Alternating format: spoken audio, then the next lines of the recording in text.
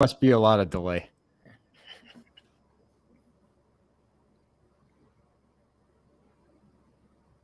All right. Hello, everybody, and welcome back to another ARPneuro show. My name is Jake. I'm your ARPneuro trainer. And as always, we have the infamous Matt Dell with us to bring a little bit of spice to everything else. And he's going to be going over some things. We have a great guest today, and we'll get into that in just a moment. But Matt, good to see you again, sir. Yeah, great day. I hope everybody's sitting comfortably, eating lunch, and interested in the guest today. So very excited, Jake.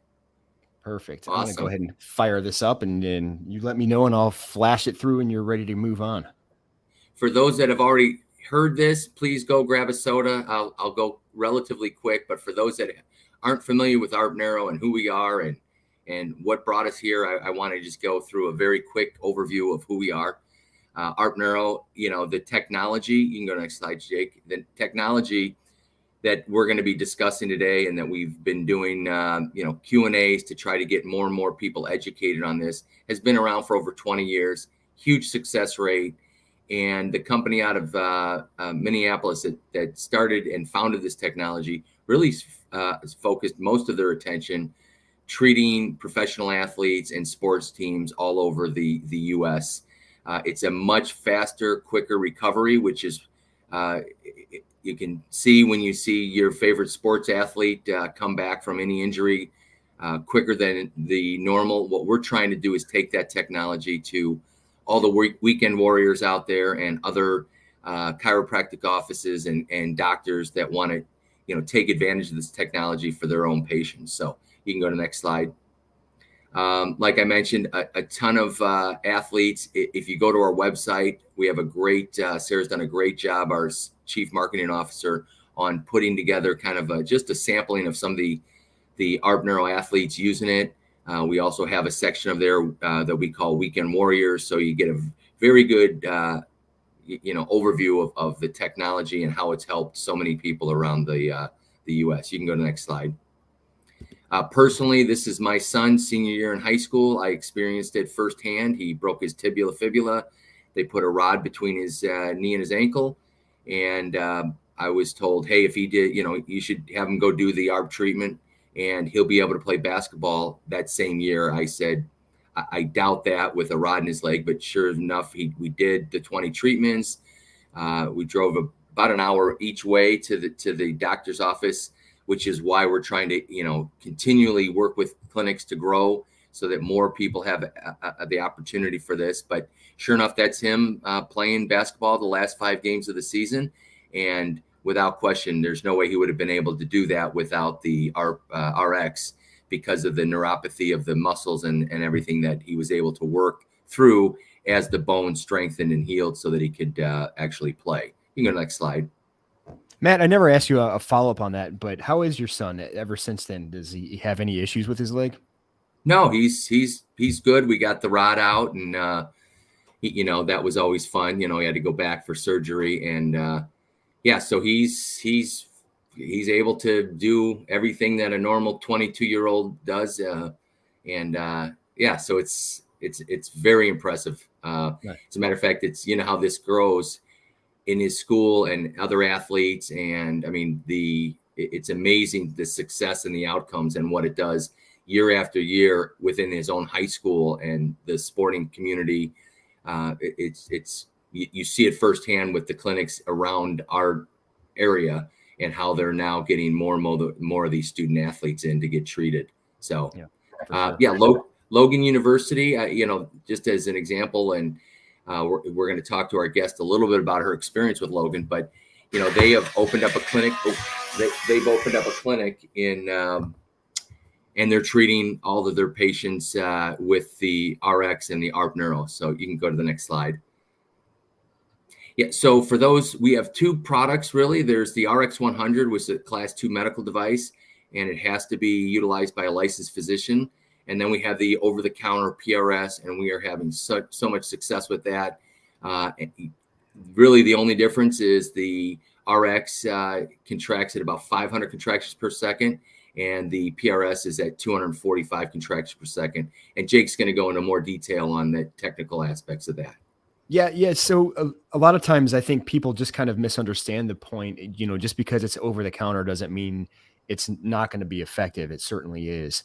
That contraction speed does create a little bit of differences. So think of 500 contractions per second, like a fire hose. And I might have explained this example before, but it covers a lot more territory. So when you're looking at something, like the treatment device, the RX, the 500 contractions per second, that's what allows that movement to be so free.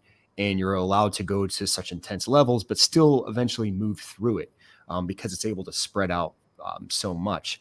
When you start to reduce those contractions, it narrows down a little bit more.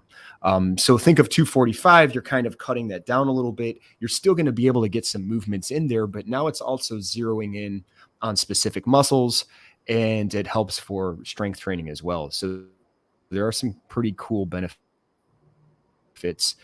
for the take home device, and kind of using that in conjunction with the RX, just to give you a little bit Yeah. more detail on those two.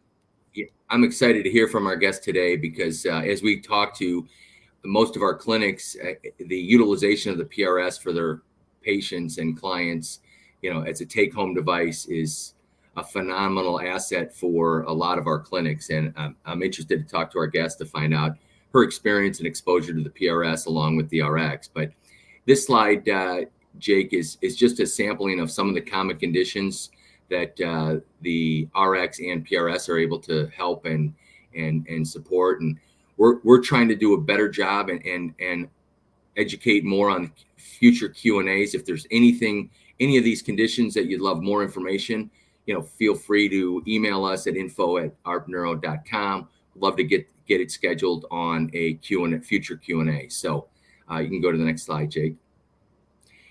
The one question that we get from almost everybody is, oh, okay, I know what it is. It's an electric stimulation like a TENS unit, right? And what we've done is this slide is just kind of an example. And Jake, feel free to jump in and kind of talk about the differences. It really is not comparable, really. The TENS unit is an alternating current versus the direct current of the ARPneuro PRS. And, go ahead, Jake, if you want to kind of jump in and give your 2 cents. I'd love to hear it. Yeah, absolutely. So I think one of the only main things about the comparing like a TENS unit with the PRS is the fact that there is electrical current that goes through. It kind of separates itself from that point forward when you have alternating compared to direct current. And I know we say this a lot in a lot of our Q&As in the past, where the direct current is the actual same type of current your brain uses to contract a muscle. But that being neurological is the major separator as to why we're able to actually get things to fire up. We're able to retrain muscles, and then your brain is able to start working that way where that muscle is able to fire up and absorb force like it should. Unlike an alternating current, just bounces back and forth.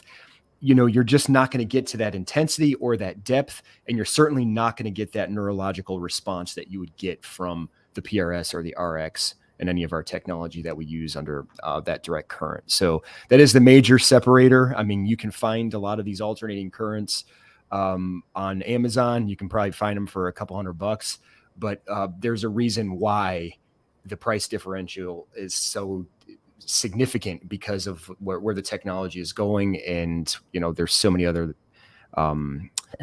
AC currents out there that just, they're going to basically do the same thing as a pain blocker, and that's essentially what they are. Yeah, great. And one of the things we've just launched is an opportunity to utilize the PRS for a 90-day trial. So perfect. I've got more friends and family, and we've had so many requests where as an example, Jake, I think I shared this story. I had a friend come visit me. He had a knee issue and had it for quite some time.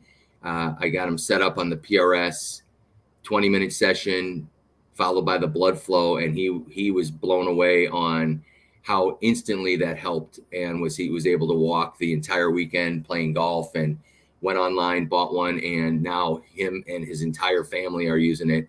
We are now making that available to anybody that wants to try it, either post-surgery, pre-surgery, or just anything that's, bothering their ability to do what they want to do. It's available. We have a limited number. I think we're gonna cut that off. So if you're interested, jump on the shop cart, and there's an opportunity to do that. So I got a question for you, Matt, on the rental program. So somebody else asked me this, and I think I responded correctly, but just to make sure. So after they rent it, what steps do they take after the 90 days? Do they just keep renting it? How does that work? Yeah, so it's pretty easy. On the shopping cart, they're going to sign up. They pay, I think it's $375. Don't quote me on that, for the 90 days. And then they have the opportunity to either send it back, or we're probably anticipating more keeping it so they can use it for other ailments. It is amazing, though, once they get, one issue solved, it may, if they're not sharing it with their friends and family, then it's just always such a great tool to have, so that they can avoid other injuries and or help prevent any of these. And one of the things that it's all about the outcomes. So when they get those outcomes, we'd love to hear from them and put it on our website. But then more importantly, if you have any issues, whether it's hip, shoulder, neck, you're looking for muscle strength and conditioning, we have a lot of those stories on our library on the ARPneuro.com. So perfect. And that's kind of that slide there. Can you see that, Matt? Does that pop up? Yeah, it's all about the outcomes. Yep. I just want to make sure you can see it. Okay. Yeah, perfect. Yep. All right. Well, as we get through a lot of that, I want to briefly, before we get to our awesome guest, I want to put you guys through a very quick protocol, something that I think oftentimes is overlooked by doctors. And the reason why I want to talk about this is this does kind of come up a lot when I go to clinics and they say they're so sore afterwards.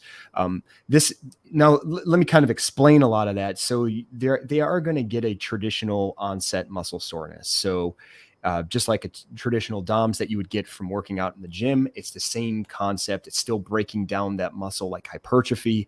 So you're going to see some of that soreness. That is no excuse, however, for the patient to skip a session. Now, the session doesn't have to be the same type of protocol in a movement base that caused them to get sore in the first place, but there is a recovery protocol that's going to be significantly better for them than just staying at home resting that way. This is kind of a rest in and of itself, but of course you're going to get that added blood flow. You're going to get some light contractions, and that's going to be what keeps them going and keeps them on pace. And that's one of the reasons I kind of wanted to talk about this particular protocol. Very simple setup. There's essentially the pad placements. You have the black leads on the bottom of the feet, and then you are taking the red leads and you're putting them somewhere behind the shoulder, infraspinatus area. I try to stay pretty much going horizontally. You can maneuver the pads however you want. I just prefer it that way, just kind of the way it fits over and, kind of sticks onto the muscle. And then if you look at that far icon there, you can see that these pads are crossed. So you have that black pad going across. It's the opposite side of the infraspinatus on the left side. And then, of course, the other way. So you're kind of making an X there. And that's essentially just to draw out more inflammation, getting more blood flow through the body. And it's a longer pathway. So these pads, essentially, they talk to themselves and they're communicating back and forth. So if you have a longer pathway where you're drawing that current, it's giving more blood flow throughout the body, which is the reason in this particular case that they are crossed. Jake, now, is it the same for the PRS and the RX? Yeah, that's actually a great question. Let me go back to that one icon here on the very far right where you see that shadow figure where it's crossed. So with the PRS, you can place the pads, the black leads on the feet and then the red on the shoulders. However, the PRS is technically a 2-lead system. And what we have here is a lot of times when you get it, you'll have 4 different cords, but it still runs on a 2-lead system. So you would just have the black on the bottom, the red on the top. They wouldn't cross, but you're going to get very similar benefits. If it's something you're doing at home, you're certainly going to see a lot of benefit for that. Okay, thank you. Yeah, that's a great question too, because a lot of people ask that. I apologize for this this icon here. I tried to fix it last minute. And for whatever reason, it didn't translate. So this is technical user error on my part. But some of the important things do stand out on this that I want you to keep in mind. The settings are very basic for the patient. So it's usually a 20-minute protocol. So essentially this recovery protocol is going to be the actual session. And it's 500 pulses per second, normal polarity, essentially just meaning that black is running to the red. And that's what we want anyway. We want to draw that blood flow up towards the heart, helping recovery, getting blood flow back into the muscles to improve in that as well. And then the 50-50 balance, of course, you're running all 4 leads. So that would make sense to keep it on 50-50. And then continuous, which is essentially just constant contractions. And I will tell you 99% of the time I keep the RX on a continuous setting, unless I'm going to a background form, or occasionally we'll do a one-on, one-off, but that's very rare. In this case, you want to keep it on continuous and just have that blood flow going in. Now, one of the things I do want to address is on that continuous settings. A lot of doctors will ask me, why wouldn't they just run blood flow? And you could run blood flow as a session.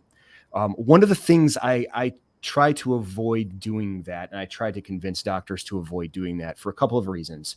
The first one is the patient doesn't feel anything. So with blood flow, it's going to work, but it takes a little bit longer for that to work. Blood flow is very good with the PRS when you can take it home and you can spend numerous hours on it when you don't want that muscle contraction.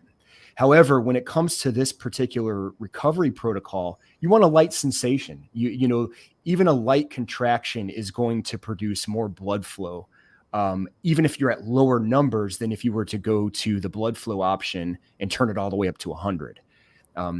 So in this particular case, if you're at like a 3 to a 7, which is usually the standard numbers on this particular protocol, that's going to be significantly better than just doing blood flow. At the same time, that lighter contraction is going to be a lot less intense.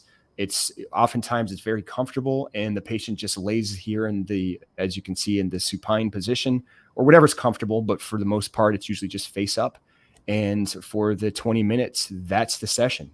That's the session that when they say they have to cancel, that's what you should convince your patients to say, no, it's even more imperative that you come in because this is going to keep you on point. Now, it's covered because for whatever reason, the graphic sort of laid over it, but certainly the benefits are pretty obvious. Faster recovery time. Then, of course, there's a reduction in muscle soreness, and that's going to help in obviously the recovery for the next session. But on the last one that you can't see is to stay on treatment schedule. The point of that is you don't want to rest for an entire week through a weekend. If it was a session you could have done, this specific protocol will keep them on that schedule where it's, if they were supposed to show up on Thursday, but because they were so sore, they're not going to go there. Make them show up so that way when the Thursday comes up, they'll have that session where they can actually move through it again. And that recovery time is going to be a lot quicker. So pretty basic setup, but for the most part, it's I push it a lot because it's very effective. And then just as always, as you can see this overlay, you can always check out, again, the PRS can do the same thing. A lot of those things are pulled also from the RX. So you can just go to ARPneuro PRS, how to use the PRS. But on top of the PRS with the RX, if you have any questions, feel free to reach out at info@arpneuro.com. So that is essentially the recovery protocol. But if you have any questions, even in addition to that, feel free to reach out. And then, of course, the reason why a lot of you are here, and thank you for your patience on this, let me introduce you and then we'll get her started. But she's currently pursuing her doctorate of chiropractic degree at Logan University.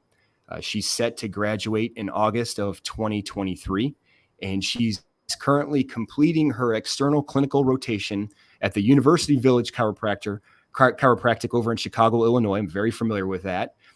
This is where she's discovering the transformative potential of the ARPneuro Therapy as an innovative chiropractic modality.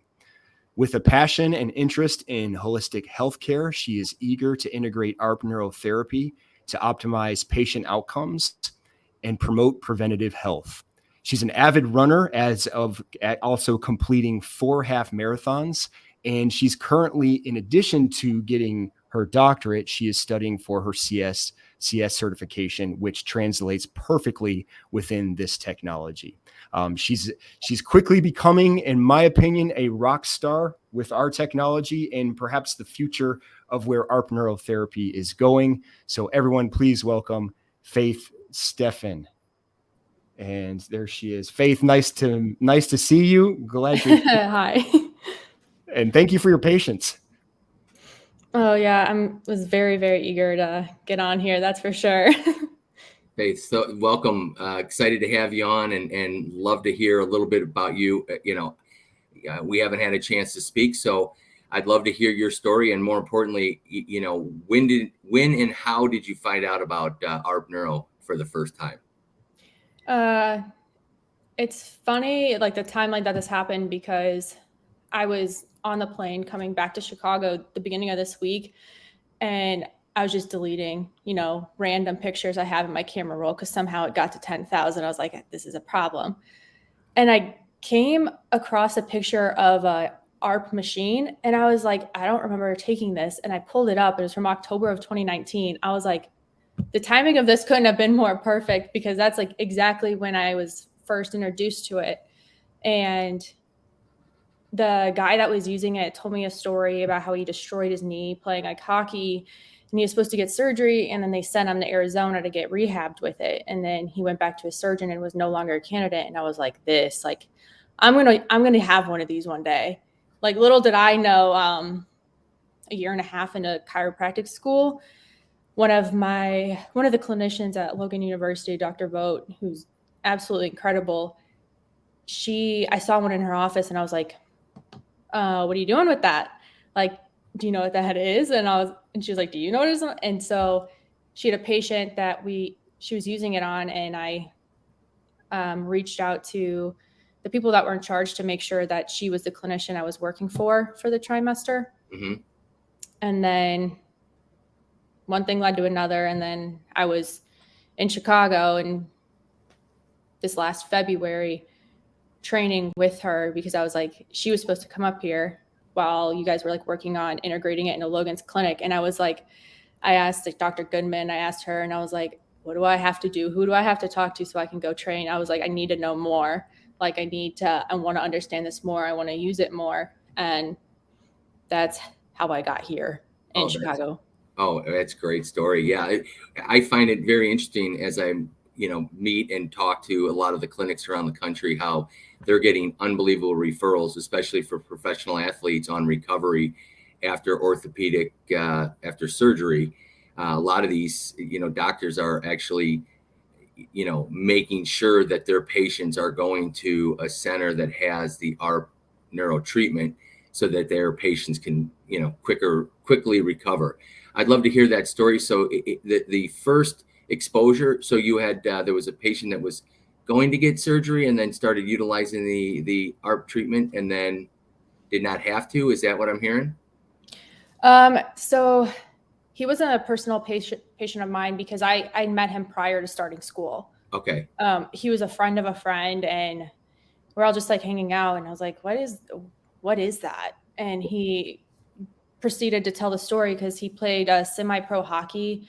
And he was like, yeah, like I completely destroyed my ACL, like wasn't going to be done playing. And which is, the longer you work with the more you hear this, it becomes a very common theme. It's like almost every story is like very similar. Like, I was supposed to be done playing, and like it was going to take X amount of time to get better. But he proceeded to tell me he went, and he was like, yeah, it's apparently like the best kept secret of the professional athletic world. And I was like, if that's the case, then like, I was like, I need my hands on it. Yeah. But he rehabbed down there in Arizona, I think for 6 months, went for his follow-up to like schedule the surgery. And the surgeon's like, there's nothing for me. There's nothing for me to repair. And he was able to get back to playing hockey, which is, ultimately the goal is to avoid surgery and get back to doing what you love. Yeah. I think that's a great story. And so tell me now, you've been in Chicago at a clinic utilizing the ARPneuro treatment. How long have you been in that clinic? I would say about a month. Okay. I think. So And- let me ask you really quickly, Faith, because I know that clinic very well. What's that been like as far as your training compared to what you've been receiving just in the University of Logan? So the difference is, the coolest part for me is, so at Logan, Dr. Vogt and I had to kind of like get people like patients on board, like introducing them to it. Cause I eventually, almost every single patient I was treating, I like had switched over to ARPneuro Therapy because I not believe in it because it's not something that's like fictional, but we had to like kind of like sit there and explain it and like try to like be like, this is like what it does, like it's gonna like help you. And but here it's really cool because I get to interact with people who have been treated by it multiple times. Like they love it. They tell me, I don't think there's a patient that I haven't met that's used it that didn't tell me like how it's drastically improved like their quality of life. Like they can keep up with their kids. They're able to like work out again. Like they're able to do the things they need to do to like live a long, healthy life and get back and do like activities that they were supposed to like not be able to do again, or they had to stop doing because they were in so much pain, or that joint or tissue or part of the body stopped working how it was supposed to. Yeah, Sure. I'm actually blown away because obviously those clinics, in the clinic you're in, it's the outcomes of those patients are the best. That's the sales and marketing team right there. Because as soon as they go out in their communities or back into wherever their communities, pickle, tennis, golf, they're telling 10 people, and that's how it's just a revolving door of people that are wanting to try to get that activity back in their lives that can't, that find the ARPneuro. So it's got to be exciting to see how easy that really is and how extremely busy they are, day in and day out with patients that understand the value of it and have heard about it through the success of others to come in and get treated and get back, working. So that's got to be a little different than, the university exposure, I'm sure. Oh yeah, absolutely. And it's also, I think the part that I've enjoyed a little bit more than I'd like to admit is that here in Chicago, they all already know, and most of the patients say like I don't care. I don't care what it does. I don't care how it does it. Like I just make me better, which is nice because I enjoy being able to understand for the most part like what's going on and like explaining it, but you get tired sometimes having to kind of explain it to someone not in the field or someone not familiar with it. Mm-hmm. So I think that's been a guilty pleasure of mine being up here is like they don't care, and I'm like, all right, cool, let's get started. Right. Well, yeah. It's interesting. That's exactly why we started this 90-day trial of the PRS, because of exactly that. The outcomes are going to sell itself, right? But you've got to get hands-on. You got to do the work. It's movement based, and so we're excited to have that same exposure, because at the end of the day, nobody really cares how it works. I mean, some may, very small percentage, but at the end of the day, it's all about, is it going to fix me? How long is it going to take? And can I get back to doing what I want to do? So sorry to jump on you there, Jake. No, that's fine. I mean, you basically said what I was going to say. I mean, when you pull people out of pain, suddenly they're not even concerned. One other thing I was going to add on is I can relate to Faith's struggle with when you're seeing the first time patients. When I traveled around and we were training specific areas, we would get sometimes 12 patients a day. Never have experienced STIM, certainly not to the level we have. And it can be very exhausting because every single time you're going through that pitch trying to educate them. And anybody who's familiar with the Chicago office, 99% of the people who have been there have been on it, and everybody who goes in is familiar with it. So it's just kind of going in and being able to run it almost like a laboratory and find new ways to treat and find better ways. And that's where a lot of the new protocols have been developed, because those people have just been so open to it because of the results, and they've been so good. So Faith, I'm excited that you're there. Yeah. So Faith, love to hear some stories on some successes that you've seen firsthand, what the issue was and what the outcomes have been.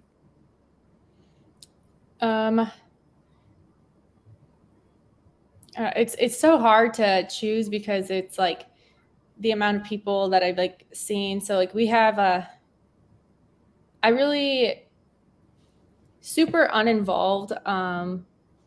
One of the treatments that we do is for neuropathy, and it's not very like complicated. It's a foot bath. Yeah. So they got their feet in the water, they got the pads on their legs and stuff. And those have been some of my like favorite, like obviously one, because I get to hang out and I get to know the patients the way that Dr. Miller knows them. But they always tell me like this story about how much it's like changed their life, like just being able to like feel their feet again and not be tripping over stuff. And like there's patients that have like broken their hands because they've tripped over the rug because they can't, or tripped over stuff because they can't feel their feet, you know? Mm-hmm. And just being able to like sit there with them and see that like they've got their feet in the water, they got the pads on, and they're being treated. And just like that simple thing and like interacting with them, you see how big of a difference it's making. And it's just simple. Like we're not over complicating patient care like here. And yeah. I think a lot of the times like it gets overcomplicated. Mm-hmm. But I'd say one of the more, I can't pick like a specific one. Okay. We treat a lot of shoulders, because for some reason everybody's got a shoulder issue, and one way or another. And when we treat shoulders, it's just like, it's so simple. Like it's a complicated joint, but the way we treat it's so simple. It's a simple movement, and they're like, "This is it. Like this is all we're doing." And I'm like, "Just trust me. It's going to get harder." It looks like really simple, but because you do just like a basic movement, like depending on what the issue is. Mm-hmm. And when you watch someone do it, you're like, why are they screaming and like cussing right now? And then like you go through the treatment and you're like, I get it now. But we treat a lot of shoulders, a lot of like neuropathy. We had a patient who had a Baker's cyst, and that one didn't really involve much movement, but every time she came in, she's just frustrated because, you know, she can't do what she loves, which is like walking. And it was cool to kind of see us switch the original protocol around, because what we were doing like wasn't working, and we switched the protocol. And then after the first treatment, she was like, I walked here today. My knee's barely bothering me. I woke up this morning and I didn't even like be like, oh, my knee, like it hurts. It's like stiff. And those stories I think are like the coolest part about like what we're treating. I'm rambling, but it's like, it's hard because it's like my days are so like heavy and like filled with like so many people with all like unique, like cool stories. It's like the same thing of like, they get their lives back. That in a roundabout maybe might have answered your question. Yeah, no, it's all 100%. Good. I guess what I'd love to hear, I mean, you're new, you're finishing up school, you're looking at going out in the real world and practicing. Why do you think this modality and the ARPneuro isn't, all over the place? It's just your opinion. I mean, I'm shocked that there's so many chiropractors and doctors and physical therapists. And I wonder, why do you think it's the best kept secret in the U.S.? No one wants to share their edge. Okay. Interesting. No. I mean, everyone wants to be like the best at like what they do. I think that's like natural. Like, I mean, in a sense, we are all like competing with each other. We all want to have the right answer. In terms of like with the athletic realm, like you're not going to let your opponent know like what your secret is. Right. No. And I mean, I think that's why like it took so long for it to trickle down to us. But now that we have it, I don't understand why everyone that works with like athletes or works with musculoskeletal injuries or the body in general, I guess, like from like therapy, functional rehab standpoint, I don't understand why everyone's not jumping. And because it honestly replaces a majority of the modalities that we use, in my opinion. Yeah. So Faith, we have a lot of other questions kind of piling in, but I found one, I guess it was one of Matt's groupies, and I'm going to share this one first. And if we have time to get to some others, I appreciate the comments, and we'll kind of get to that in a second. But here's one that actually loves Matt. We all love Matt, by the way. Oh boy. How often have you seen new patients and existing patients want to send in someone they know after their first treatment? Like it's every time a new patient comes in, it's almost like within like days or like weeks that they're like, oh, so and so brought me in. Mm-hmm. Or like I'm friends with this guy. His kid plays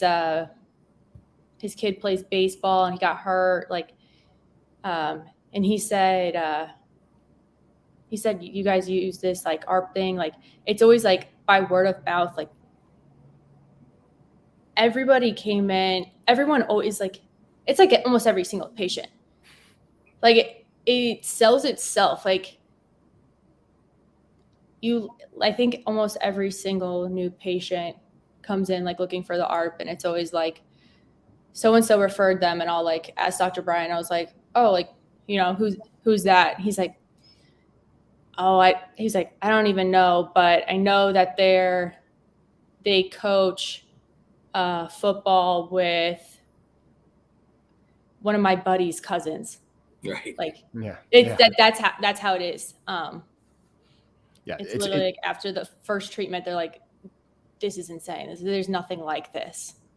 Yeah, absolutely. I mean, and I know where you're coming from in that particular environment, and that they don't even market, which is funny because the marketing is just done through word of mouth. This next one, I want to touch on this one too, just because you've probably seen a lot of this. But Ellie asks, does it deal with neuropathic pain? What would you say to that one? I mean, I could answer it, but just kind of what you've seen lately. What would you say to that? Yeah. Yeah, absolutely. What are some of the things you've seen, like as far as treatments were concerned? Because I know on my end, for the majority of it, a lot of diabetic neuropathy loves it for just foot bath in general. I mean, yeah. We're getting the most simplistic. That's an easy answer right there, but it can definitely go into something even, you know, kind of more complicated. I'm just curious if you've seen anything like that yet.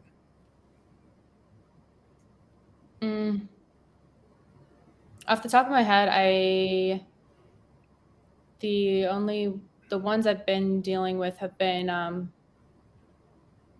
diabetic neuropathy or some form of neuropathy due to canal stenosis, or people they can't feel their feet. And like the treatment's pretty simple, but it's cool to hear them say that they used to be at the highest level and not even feel it. And then I'm like turning it up and they're like jumping at like a fourth of what the highest is. Yeah. And I'm like, you can feel it. That's a good thing. But they're like, okay, yeah, but just wait there for a second. let me adjust.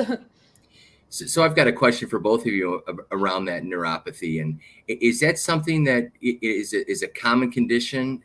And if so, does it kind of build up over time? If they start feeling that neuropathy, is that when you want to jump on this and kind of get the ARPneuro treatment going? Or is it typically so late in the stage that it takes a little longer? I'd love to just hear your thoughts on that. Yeah, that's a great question, Matt. Kind of a loaded question, but from my perspective, you definitely want to jump on it as soon as possible. It's definitely getting more common, and as the years progress, and as diabetes has been growing, unfortunately, diabetic neuropathy, certainly becomes more common as well. One thing I will say about neuropathy that I've seen is that as long as the cells aren't dead, you can still wake them up. A lot of times it's dormant where you can fire it back up and you can get them kind of like what Faith was saying. They start to get some feeling back in their feet. Some of the most extreme cases, and one I can remember in particular, was several years ago when I treated a lady. She didn't feel her feet for 10 years. And within 5 minutes of the treatment, we got her up to 100. She barely felt it, but then she started to feel it, and just tears started flowing down her face because it was the first time she felt her feet in 10 years. That's when we knew we were onto something when it came to just the foot bath in general, and dealing with neuropathy. But you certainly can bring some of that back if they're just dormant and not dead. Interesting. Faith, did you want to add on to that? I'm sorry to jump on that one, but that's a pretty nope, that was great. Common. I think you covered all the bases there. Yeah, good. Awesome. We do have another question here. I'm going to put this one on here. Do you use ARP for hunting trigger points? And I'm going to let Faith handle that one because she'll probably be able to handle it better than me. I don't. In terms of trigger points, I'm thinking of like what we call the search, I guess. Yeah. We don't find the ARP finds the trigger points. The ARP finds wherever you don't even know you had a trigger point, or like kind of like an injured muscle. Correct. So yeah, and that's actually a good point. So essentially what happens is when 500 times per second is contracting on healthy muscle, it's going to react normally. What Faith is referring to is then when it goes over unhealthy muscle, it reacts differently. 500 times per second is going to be a lot different than when your body contracts at 2 to 10 times per second. You're not going to notice there's an issue. But when you go over that current with that type of speed and contraction, there's a different reaction, which will pull a lot of those out.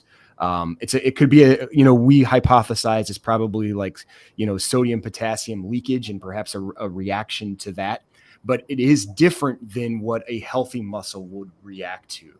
So it does have that component and ability to be able to pull a lot of that out.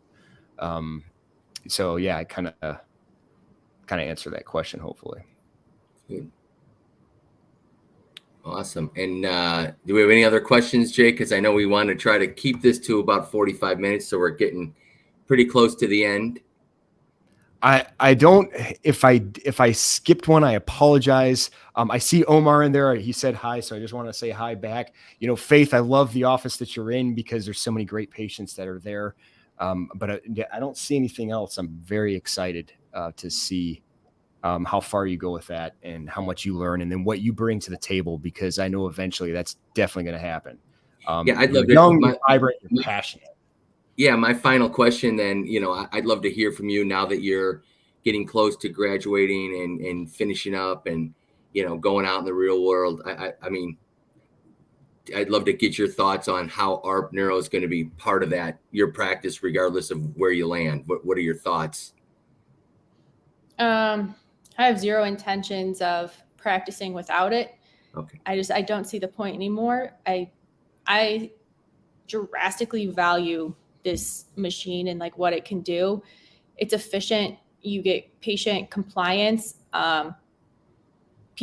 Patients actually want to be involved in their care. And like when you're taking care of people and you're like, you try to tell them, you got to do this at home and this at home. And like, they almost never do. And if they say they do, they're lying. But a machine like this, the patient you're involved with them right there, and they're active in their care, and they want to do it. So you're getting so much more out of your 20 minute appointment with them. and you're actually getting them better and they're like coming back. I just think it's efficient, and it really does a great job of addressing